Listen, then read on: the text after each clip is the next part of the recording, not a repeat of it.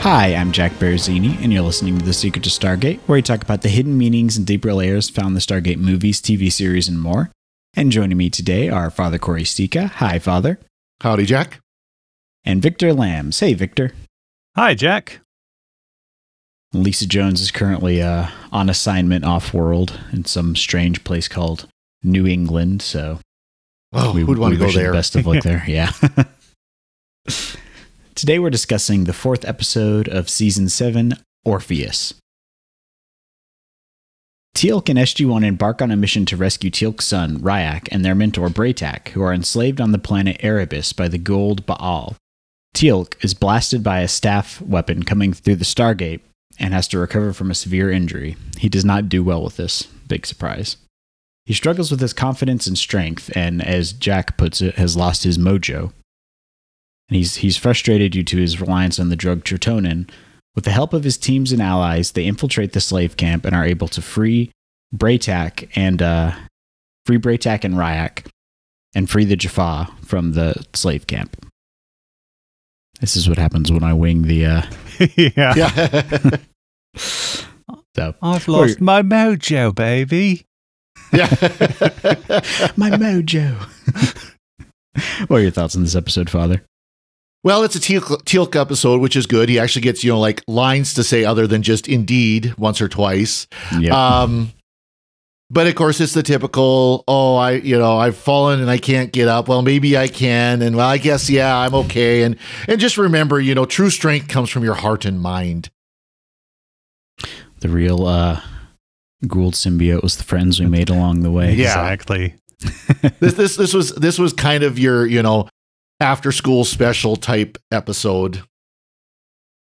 It was oddly paced, I feel like.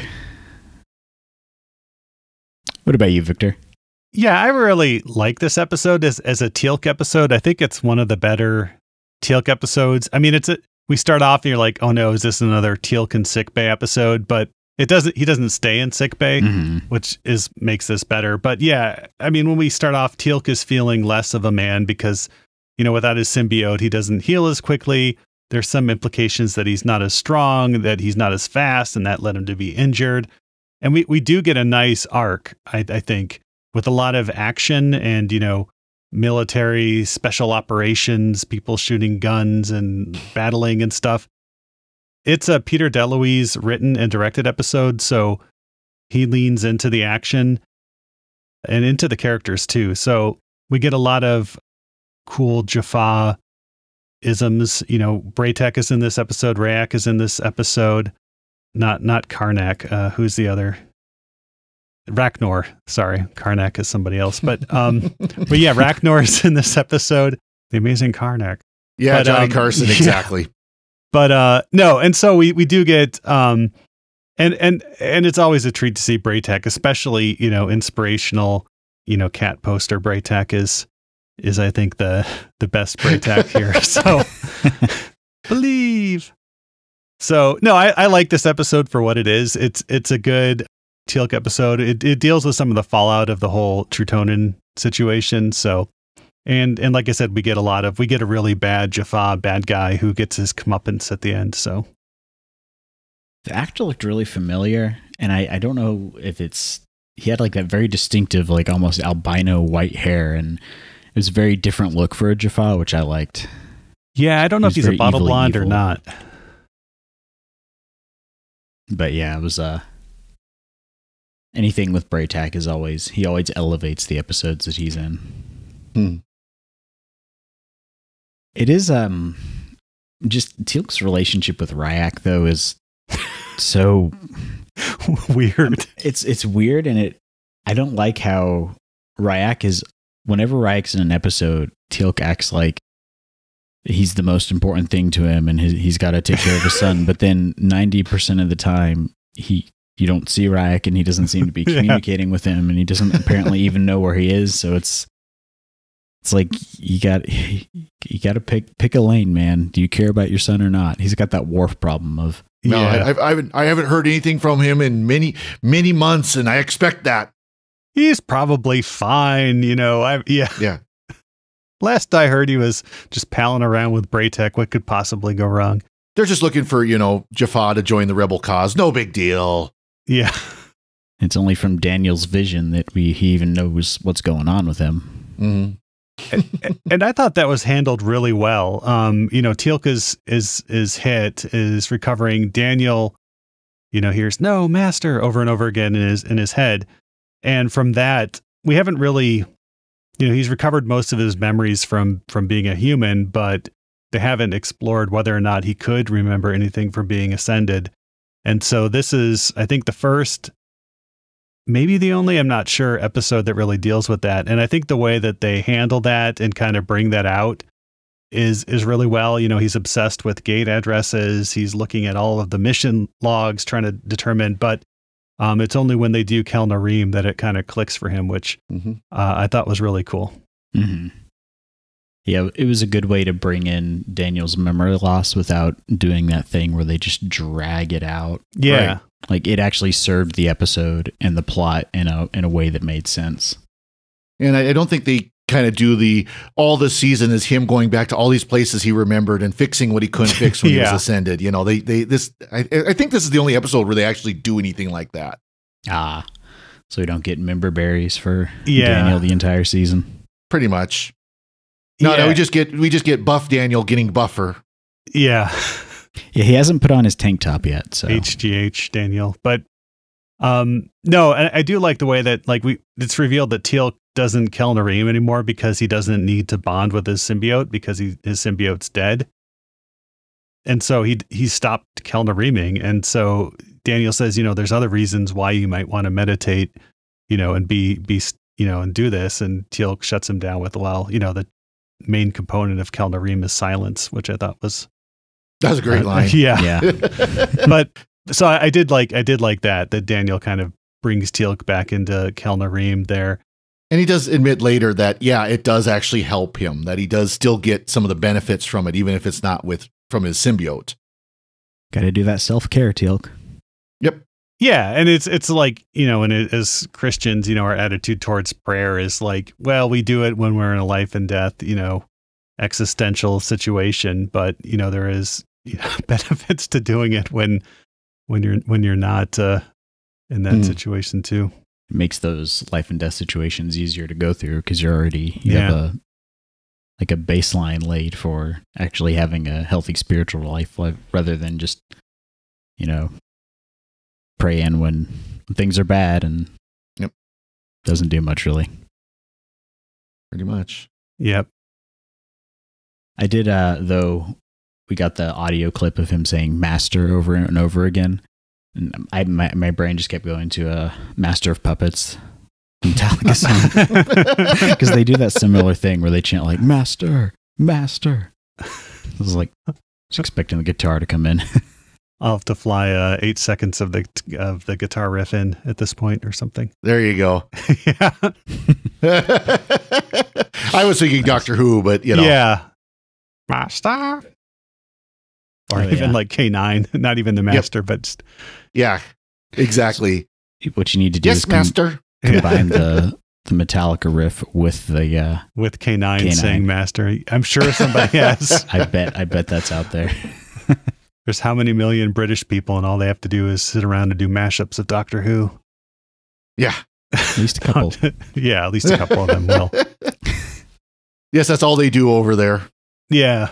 Eat bangers and mash and watch Doctor Who. While we're off topic, we're speaking of Peter DeLuise here.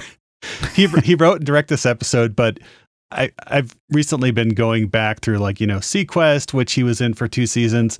I actually watched an ABC Halloween special movie that was actually quite good called The Midnight Hour.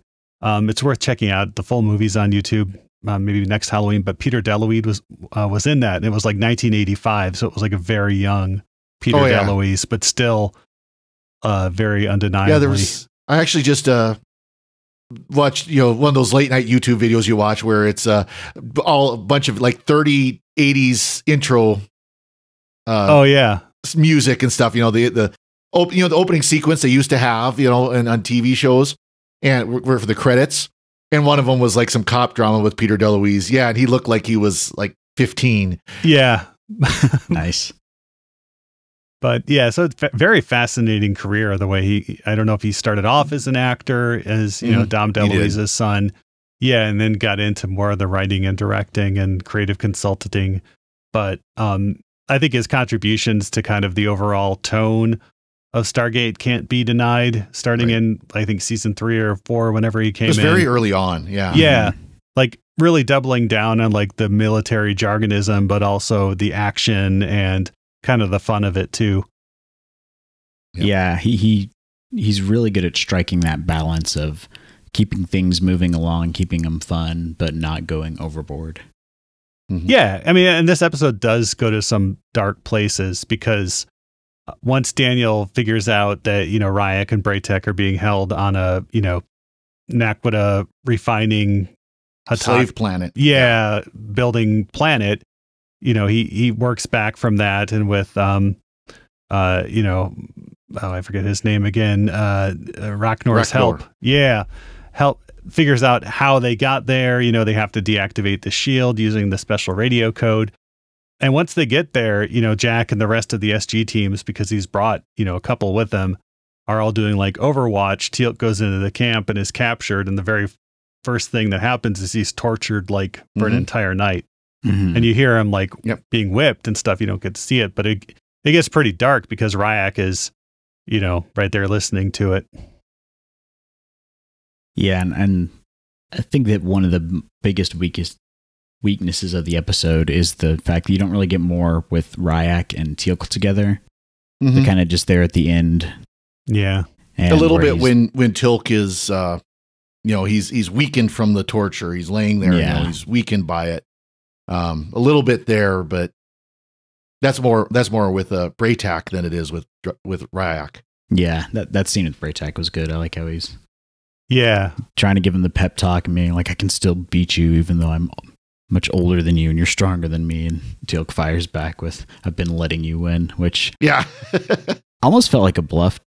Yeah, I don't think that's the case. No. But yeah, but it was a sign that he was asserting some of his will and some of his spirit was coming back. Yep. But got his sense of humor back. And it did help when Braytek told him, it's like, yeah, I've been feeling the same effects. You know, I've been feeling weakened by this physically, but not mentally. Yep.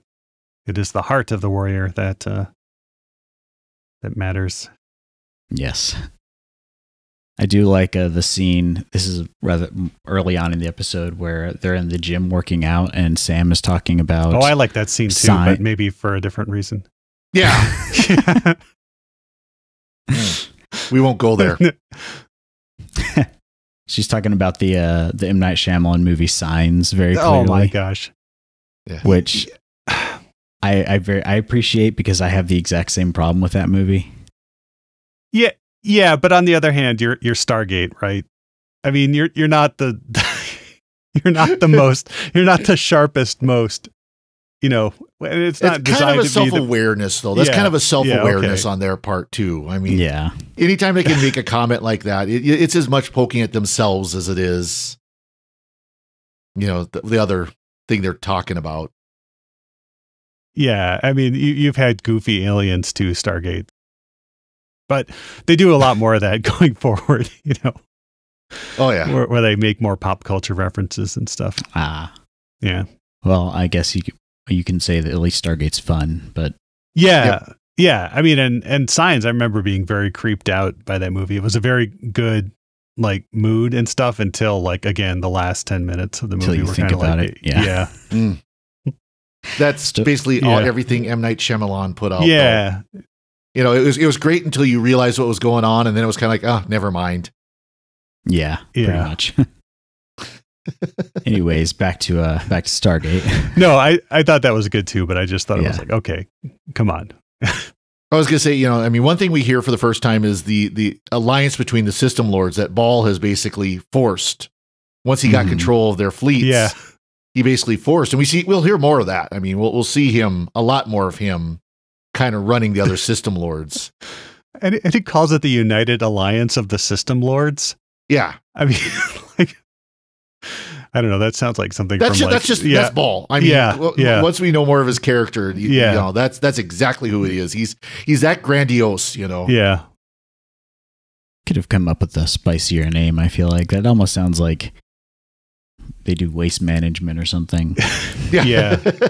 Or like one of those like alternate Earth fictions or something. It's UASL. Like, yeah, what if the United States was called the United Alliance of States and was completely different? Yeah. Well, I was thinking the difference between a united alliance and a divided alliance. That's kind true. of contradiction of terms. Yeah. Alliance of the System Lords would save them a little bit on the embroidering or whatever on their t-shirts. Well, but then people would be offended because ASL stands for American Sign Language. Oh, that's right. Yeah. Can't have that. Somehow I don't think Ball would care about that. Yeah. I wonder if Gould have sign language. Probably not.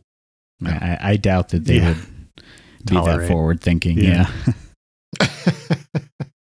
But the fact that he is in that position of power is pretty much because of SG-1. They brought him in at that moment. He was able to take out Anubis. But yeah, so it's more the fallout of them.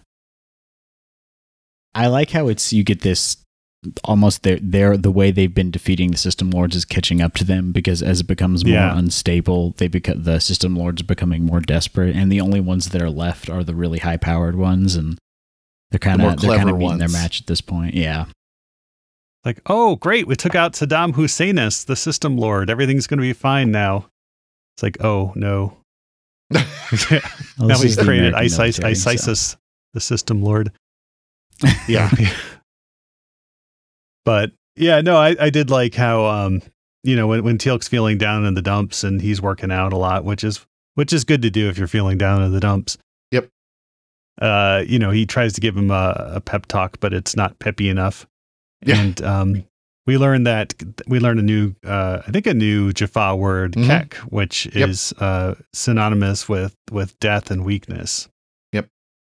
I just thought that scene was slightly humorous because that word is taken on a different meaning on the internet. I was thinking the same thing. Yeah. I know Teal'c's been hanging out in 4chan, hasn't he? Well, exactly. Is that what the frog says, or what is that? Yeah. Oh, okay.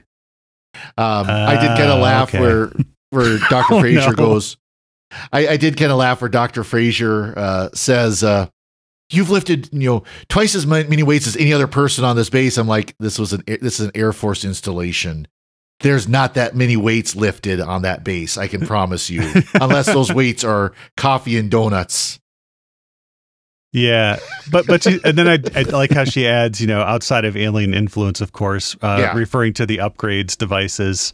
It's made them all super strong. Among many other things. Yeah, among many other things. Yeah, including maybe even his symbiote. Yep. True, yeah. So I guess Teal'c, because he doesn't have his symbiote, so he's basically losing all his performance enhancing attributes. And Dratonin gives some of it, but not all of it.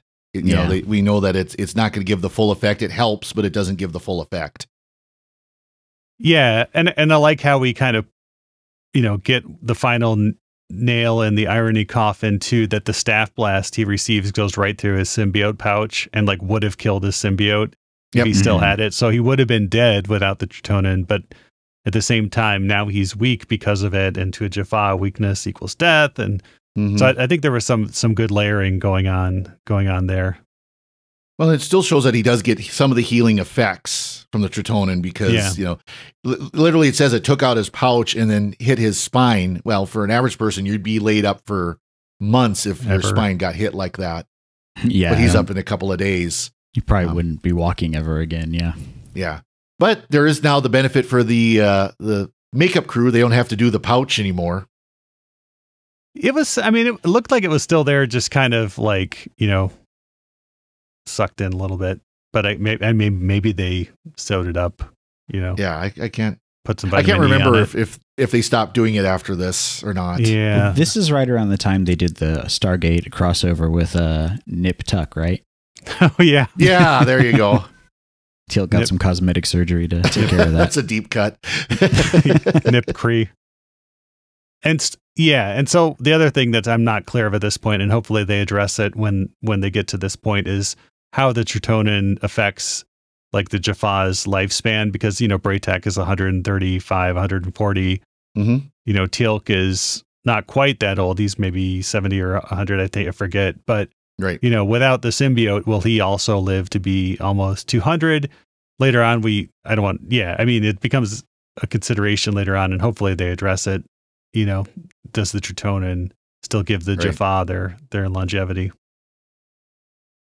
And I don't know if this is something that they'll address later, but I feel like since they have the Tritonin now, I wouldn't be surprised if they would want to experiment on normal humans with it if it does provide those benefits, even if they're less than what you get from a straight up symbiote.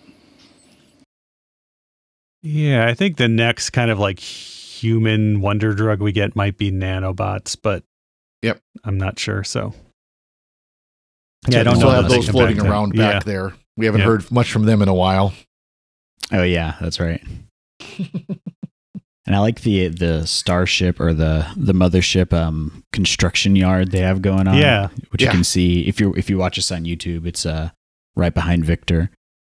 It's like how it's like the design it mirrors the shape of the ship, but it comes out. Although this does have the problem that I've always had. I had this issue with Deep Space Nine also, where you have this advanced mining facility, and then when you see it actually in action, it's like dudes with 18th century pickaxes like throwing rocks into a chute. It's like there's a bit of a disconnect here. Yeah, I mean, wouldn't you just have like a big plasma hose that like turns everything into liquid slurry and sucks it up? If you even needed to go that far. But yeah, it was especially bad on Deep Space Nine because you were on a space station. Yep.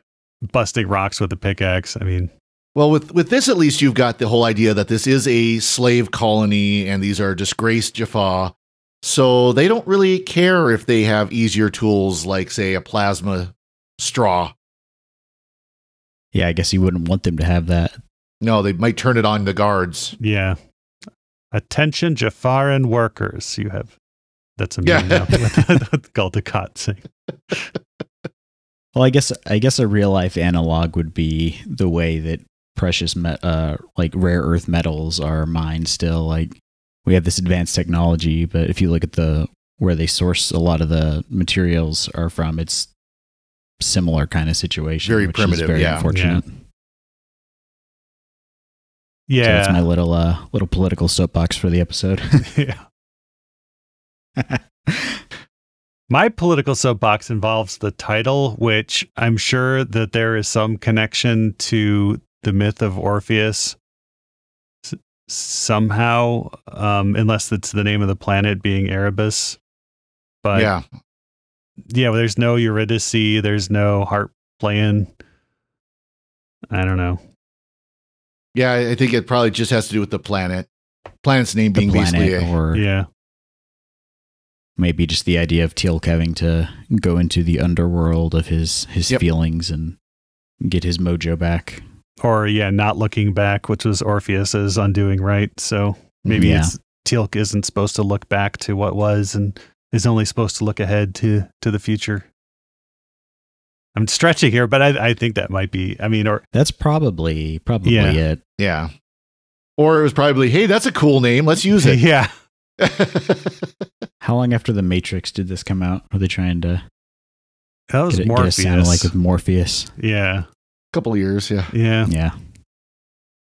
But yeah, so they're able to rescue all the Jaffa. They blow up the mothership, that was a cool visual. I liked it when you see it kind of fall behind the horizon and explode. And yeah, I'd still be worried being that close to that kind of explosion, considering what those are powered by. But I guess everyone's okay.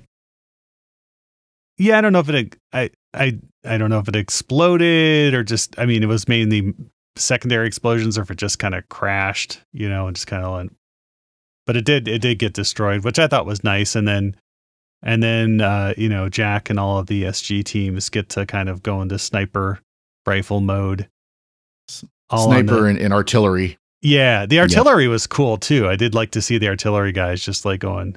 And that was really, that was kind of, after all the horrors that like these prisoners and Teal'c and Braytek and Ryak have been exposed to, executions of the workers and stuff.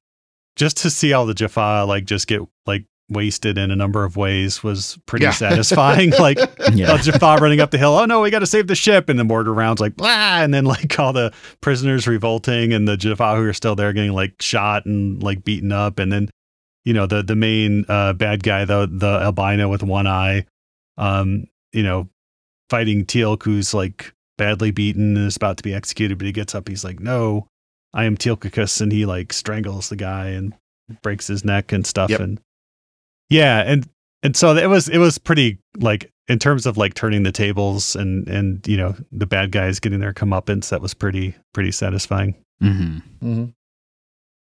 just feel like there needs to be more communication and correspondence with these rebel Jaffa, because like every time it's like they'll get into this kind of situation, they'll get freed and they'll go off and we're going to go find more and we're going to be an organized army. But then the next time we see them, something else terrible has happened and SG-1 has to save them. Yeah. It's like, you need some sort of, like, you need a project manager or a general or some rangers who's embedded with them. Yeah.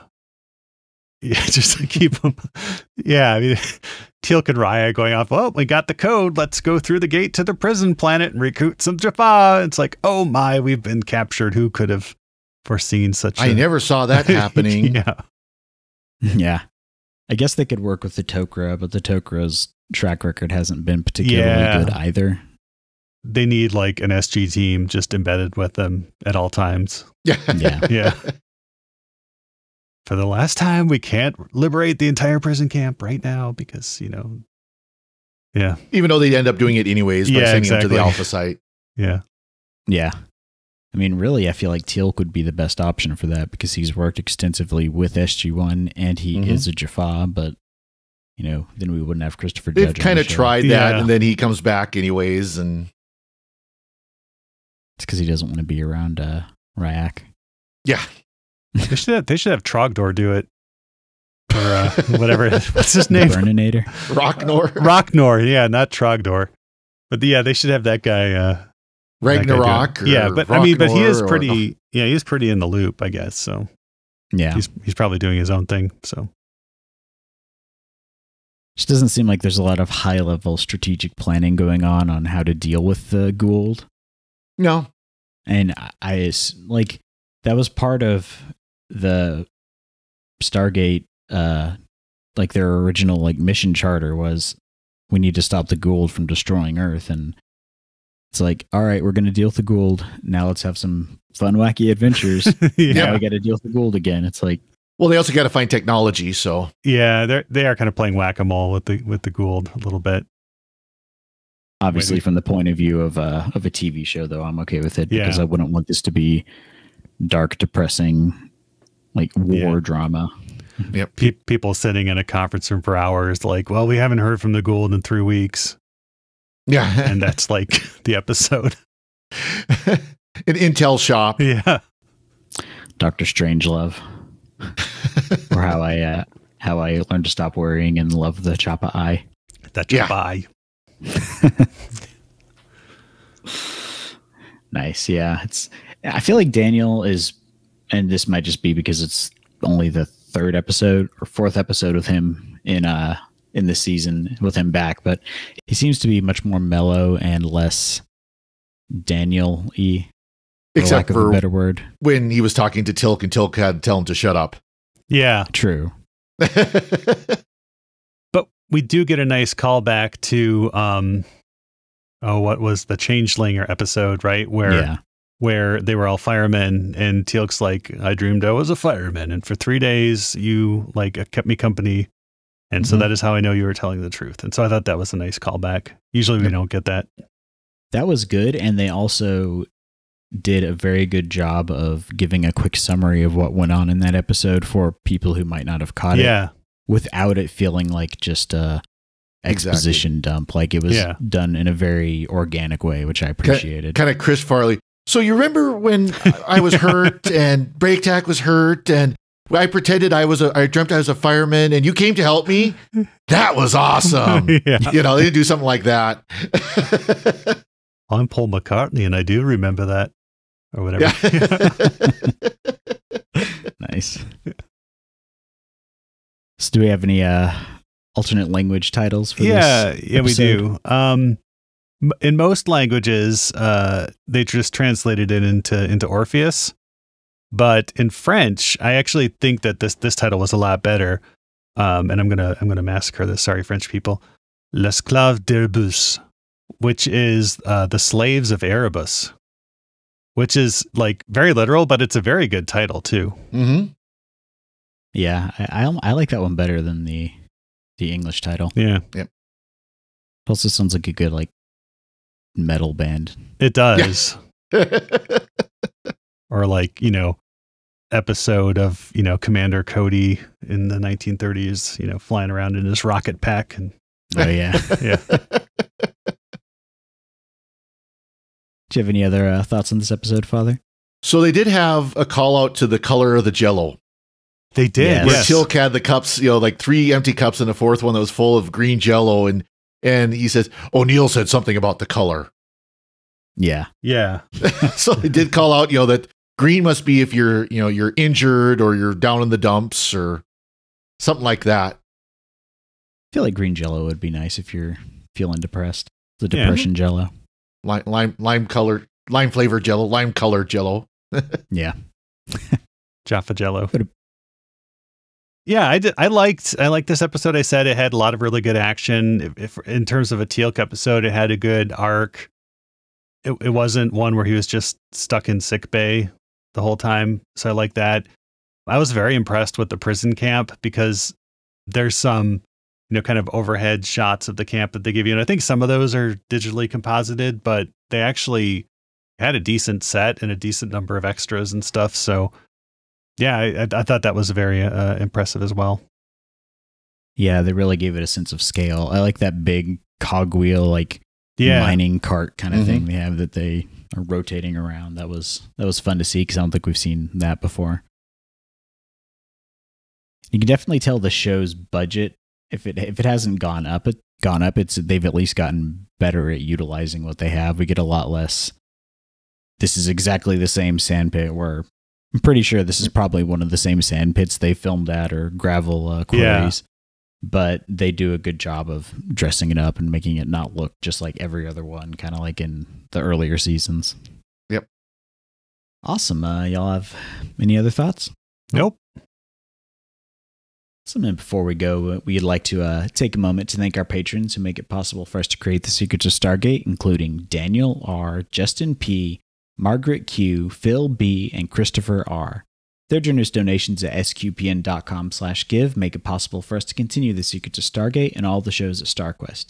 And you can join them by visiting sqpn.com/give. And be sure to follow the show on Apple Podcasts, TuneIn, Spotify, iHeartRadio, and you can find our video versions at youtube.com/StarQuestMedia. And to find previous episodes of Secrets of Stargate and to send feedback, please visit sqpn.com/Stargate. And you can email us at stargate@sqpn.com and follow StarQuest on social media at facebook.com/StarQuestMedia and on Twitter at SQPN. And you can join us over at our Discord at sqpn.com/Discord. And we'll be back next time and we'll be discussing the next episode of SG-1, Revisions. Until then, Father Cory, thank you for joining me and sharing the secrets of Stargate. Thank you, Jack. And Victor Lambs, thank you too. Thanks, Jack. Watch your friendly, safeties off, clean targets, clean backgrounds. Words to live by. And once again, I'm Jack Baruzzini. Thank you for listening to The Secrets of Stargate on StarQuest. Anyway, I'm sorry, but that just happens to be how I feel about it. What do you think?